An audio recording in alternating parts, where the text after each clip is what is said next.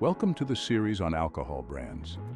In today's episode, follow us as Mzansi Best Brands begins to explore SAB, the heart of South Africa's beer culture, and a socially impactful form of consumption and entertainment.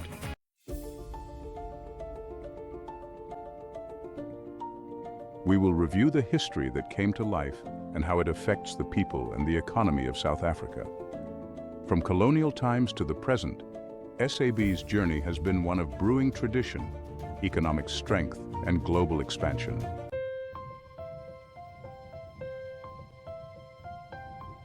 The company that is now South African Breweries was established in 1895 with Castle Lager beer as a way to quench the thirst of hopeful gold prospectors in Johannesburg. Charles Glass, an Englishman who had brewed beer for British troops in India, arrived in South Africa in the 1880s, and he saw an opportunity in the Witwatersrand Gold Rush. Following this success, Glass looked into starting his own brewery company. However, while he had brewing and management skills, Glass lacked the capital to do so. He met with funding from two early venture capitalists, Johannesburg pioneer H.B. Marshall and Jim Welsh, who operated a coach service between Ladysmith and Barberton. With their help, Glass established Castle Brewery in 1888 with Castle Lager beer as its flagship product. It covered 8 stands in Marshall's Township, Johannesburg, and was a rapid success. In 1892, Glass sold his shares to Mead, who then formed a new company called South African Union Breweries. It became the first industrial company to list on the Johannesburg Stock Exchange, and then, in 1898, it listed on the London Stock Exchange.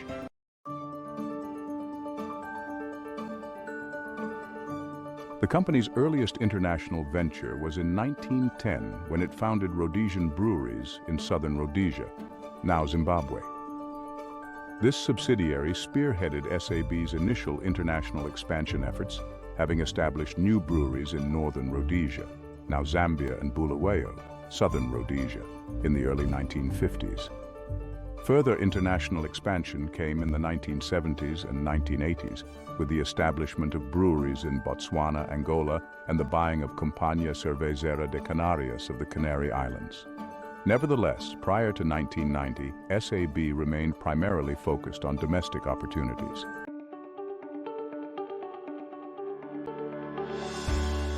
In 1950, South African Union Brewery relocated its headquarters and control from London to South Africa. In 1955, Castle Brewing purchased the Olsons and Chandler's Union Breweries, and the group was renamed South African Breweries Limited.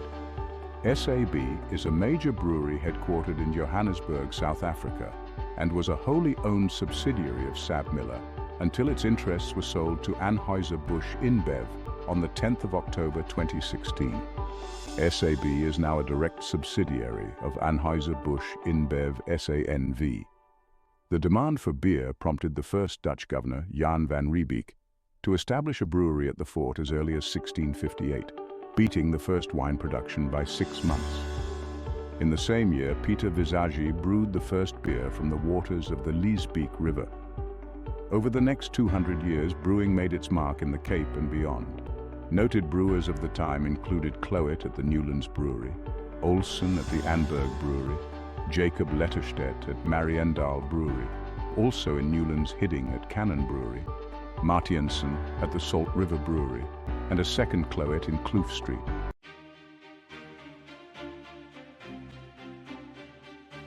In 1955, the South African government introduced a heavy tax on beer products, causing many consumers to switch to spirits.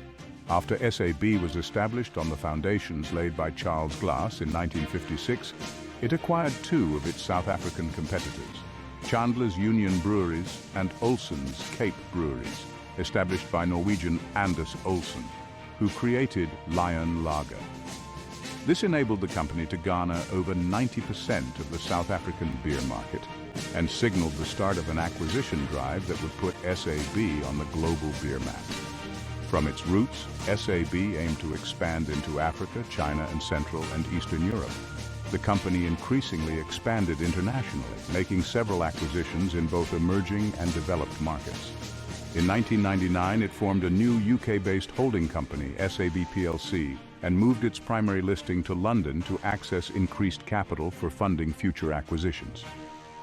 Within South Africa, SAB distributes beer through its extensive network, augmented by a fleet of independent truck drivers called owner drivers, comprising mainly former employees, many of whom had received help from the group to start their own businesses. SAB has invested billions of rands in this owner-driver project since inception. By 1998, SAB commanded approximately 98% share of the South African beer market and was considered one of the lowest-cost producers of beer in the world. SAB processes around 400,000 tons of barley every year, fueling an industry that generates 1.8 billion rand per annum and supports around 500 commercial farmers. Although several international brewers, such as the UK's Whitbread, had tried to enter the South African market, all had thus far failed to gain significant market share. From time to time, new startups also tried to challenge SAB's monopoly, but these had either gone out of business or been acquired by SAB.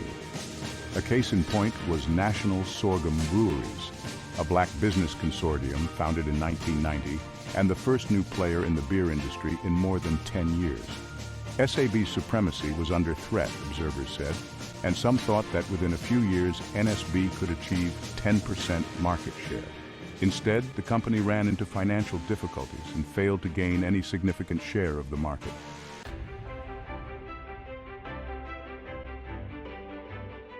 In 1925, SAB expanded into other beverages after purchasing a large share in Schweppes, soft drinks.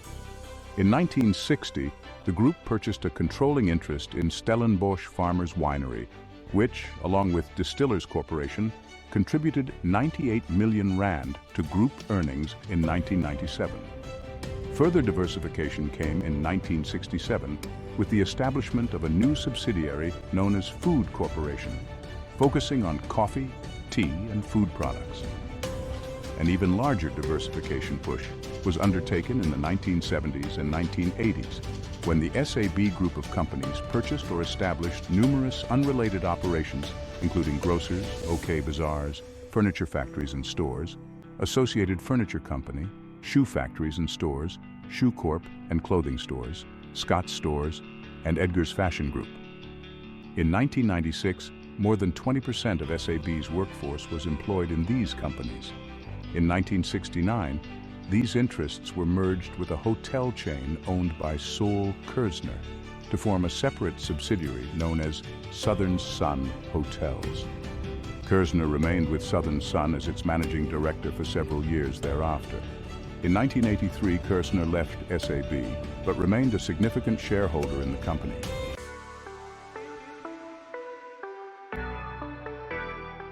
In 1994, SAB negotiated joint control with China Resources of the second largest brewery in mainland China, the home today of the world's largest beer brand, Snow. In 1995, SAB acquired a majority stake in Poland's Lech Brewery. 1997 saw SAB's subsidiary, Amalgamated Beverage Industries, purchase another Coca-Cola bottler, Sun Crush, thereby doubling market share to approximately 60% of South African soft drinks. PepsiCo, SAB's only competitor, withdrew from the market in 1997, resulting in the liquidation of Pepsi franchisees. Pepsi, however, re-entered the South African market in 2006. The Plate Glass Group traced its roots to a British immigrant and entrepreneur who, in 1897, established a plate glass manufacturing operation in Cape Town, South Africa. Eventually, the company became a leading producer of safety and bulletproof glass for automobiles. When SAB purchased Plate Glass in 1992, it was renamed Shatterproof Limited. In 1997, recognizing the need to enhance long-term shareholder value, SAB returned to its core beverage business both locally and internationally, selling off or closing non-core operations over the next few years. Amongst these was the plate glass business. SAB was invited to revitalize the beer industry in Tanzania through a joint venture with that country's government in Tanzania Breweries Limited, and to re-enter the beer markets of Zambia, Mozambique, and later Angola. This followed one of its first foreign investments into the Canary Islands. Expansion continued into Africa in the 1990s and on other continents into Hungary in 1993, China in 1995, Romania, Poland in 1995 and 96, Slovakia in 1997, and Russia in 1998, the Czech Republic in 1999, India in 2000, and Central America in 2001.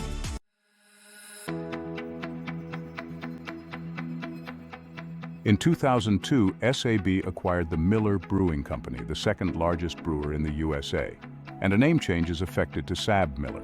In 2003, SABMiller acquires a majority interest in Italian brewer Birra Peroni, SPA. Changes in consumer preferences towards less expensive goods had a negative effect on the premium retail market in the mid-1990s.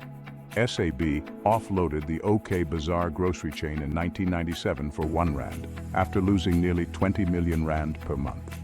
And at the beginning of 1998, the clothing and footwear, as well as the furniture divisions, were also sold.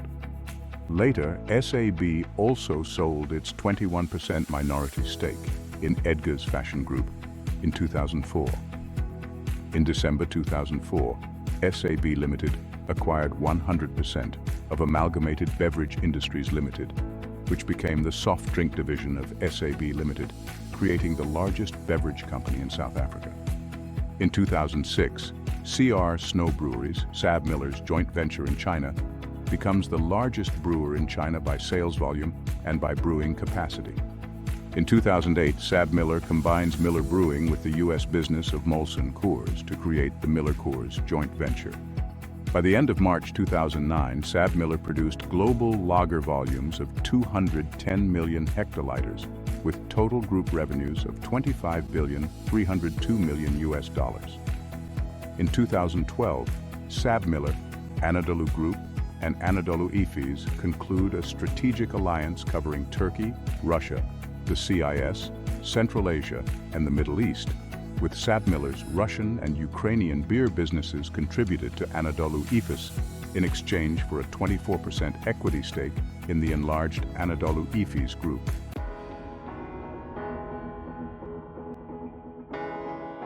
In 2015, SABMiller acquires the London-based Meantime Brewing Company, a pioneer in British modern craft beer.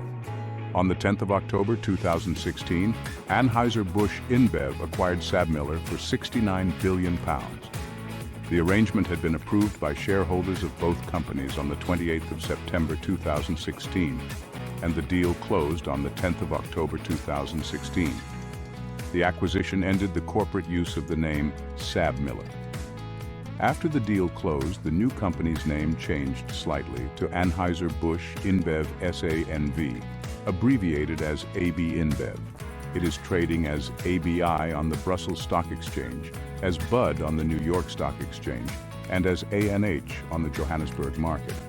The acquisition of SABMiller by Anheuser-Busch InBev ended the corporate use of the name SABMiller except as a business division of Anheuser-Busch InBev SA-NV, or AB InBev. SABMiller divested itself of its interests in the Miller Coors Beer Company to Molson Coors. AB InBev is the world's largest brewer by volume and one of the world's top consumer products companies by revenue. As a consumer-focused, insights-driven company, it produces, markets, distributes, and sells a diversified portfolio of well over 500 beer and other malt beverage brands. On the 21st of December 2016, the company agreed to sell the former SABMiller Limited business in Eastern Europe to Asahi Breweries Group Holdings Limited.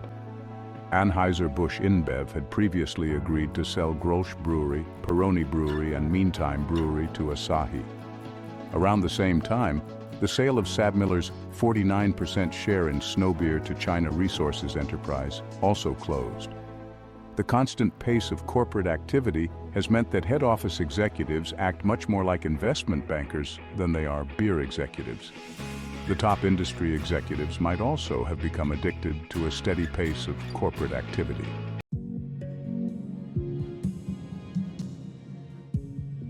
Over the years, SAB has expanded its operations, acquiring local breweries and establishing a monopoly over beer production in the country.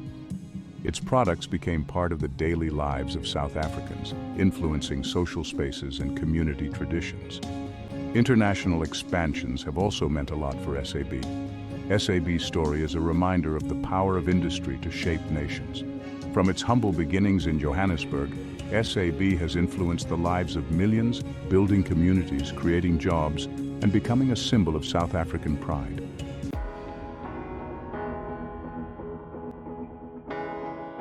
Thank you for watching. Don't forget to like, subscribe, and follow Mzansi Best Brands for more stories about South Africa's most iconic brands. See you in the next episode. Time will tell.